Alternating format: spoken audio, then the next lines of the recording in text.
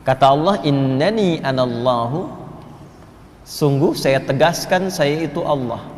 La ilaha illa ana. Tidak ada yang layak dipertuhankan dan disembah. Karena ilah itu mengandung makna dipertuhankan dan disembah sekaligus.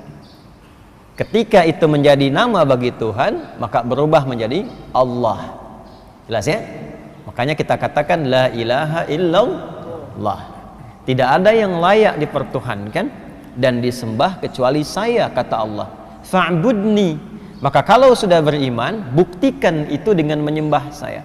Bagaimana caranya? Teruskan ayatnya. Wa aqimis salata lidzikri. Tunaikan salat sebagai pembuktian untuk mengingatku, menyembah kepada Allah Subhanahu wa taala. Risalah itu terus berlangsung dari sebelum, bahkan Nabi Isa juga demikian. Nabi Isa salat. Yesus Mesias salat. Di Quran surah ke-19 Maryam di ayat ke-33. Wa ja'alani mubarakan aynama kuntu wa awsani bis salat. Allah memberkahi aku di setiap keadaan, di setiap tempat dan waktu, dan mewasiatkan, memberikan pesan kepadaku untuk salat. Jadi Nabi Isa salat untuk membuktikan keimanannya, kehambaannya terhadap Allah Subhanahu wa taala. Jadi sholat itu sekaligus selain sebagai pembuktian iman, juga pembuktian sebagai hamba, dan tidak naik status di atas hamba, tetap hamba. Karena itu Rasulullah SAW ketika akan menerima perintah sholat, status kehambaannya disebutkan dengan jelas. Itu di surah ke-17 Al-Isra, di ayat yang pertama itu. Subhanalladzi asra bi'abdihi.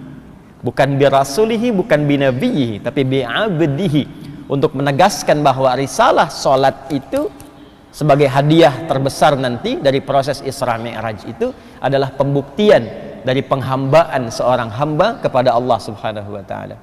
Jadi kita bersyukur dalam kehidupan ini bila masih mampu menunaikan sholat. Alhamdulillah. Artinya komitmen keyakinan kita, keberimanan kita kepada Allah Subhanahu wa taala kita telah wujudkan, dan perwujudan pertama kali itu melalui salat. Sekaligus ibadah salat yang ditunaikan itu semakin sering ditunaikan, itu mengonfirmasi peningkatan iman.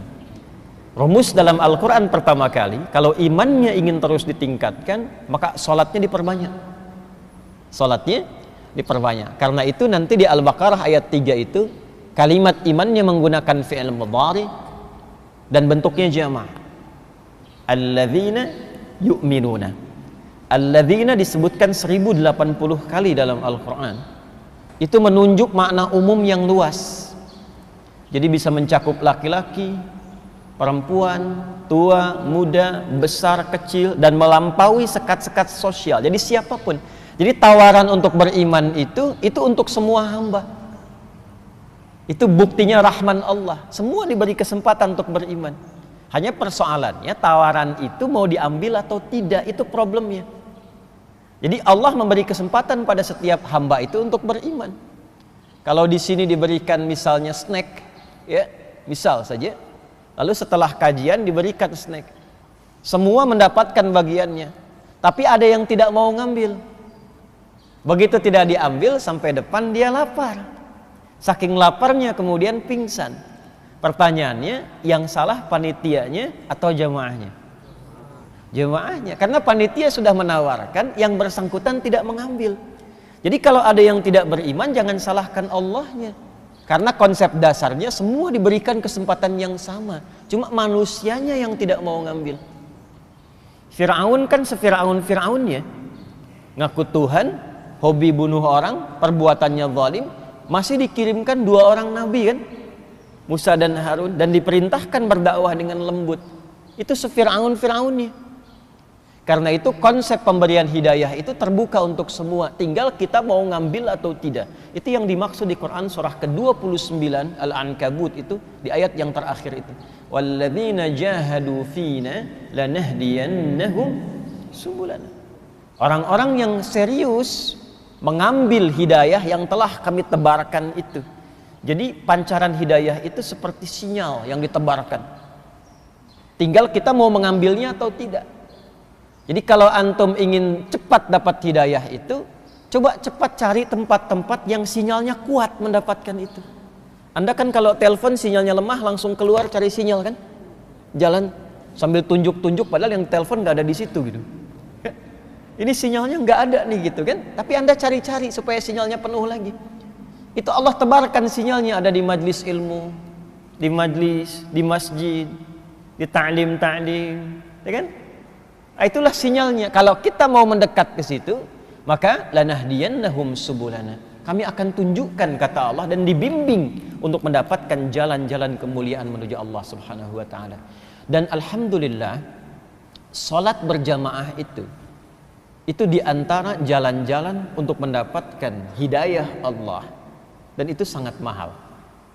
Biasanya di antara sekian surah-surah yang dibacakan oleh imam itu bukan sekedar permohonan yang ditujukan kepada Allah, tapi umumnya mewakili pesan-pesan penting yang menjadi kebutuhan seluruh jamaah yang menunaikan salat.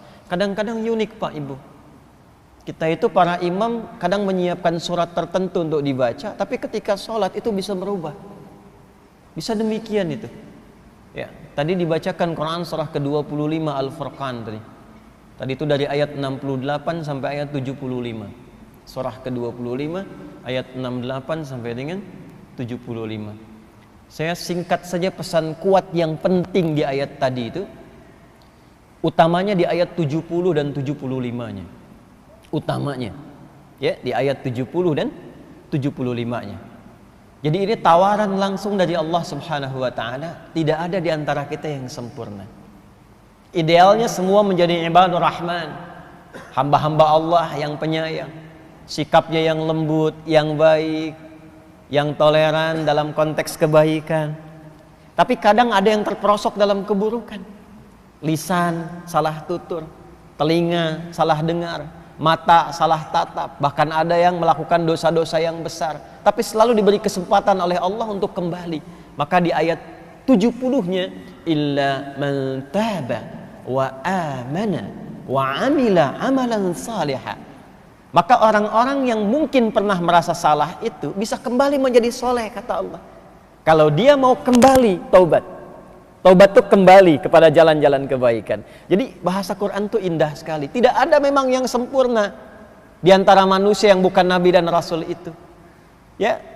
Tapi kemuliaan manusia itu, hamba yang salah itu terletak kepada keinginan kuatnya untuk selalu berusaha menjadi soleh. Jadi yang dituntut dari kita itu usahanya. Karena itu saya sering berkata, Allah itu sangat mencintai seorang pelaku maksiat yang gemar bertaubat dibandingkan dengan orang soleh yang tidak pernah merasa salah. Ya. Jadi kalau kita mau kembali, itu disukai oleh Allah. Taubat dan tinggalkan perbuatan-perbuatan buruk itu. Lalu kuatkan imannya, isi dengan amal soleh. Apa ciri orang yang telah berhasil menjadi soleh itu? Maka diteruskan ayatnya, ya, faulaika yubaddilullahu sayyi'atihim hasanat. Ini ciri yang penting Pak Ibu. Orang kalau sudah taubat itu, kata Allah, ciri diterima taubatnya, maka berganti perbuatan salah yang sebelumnya dilakukan dengan perbuatan soleh yang konsisten dikerjakan.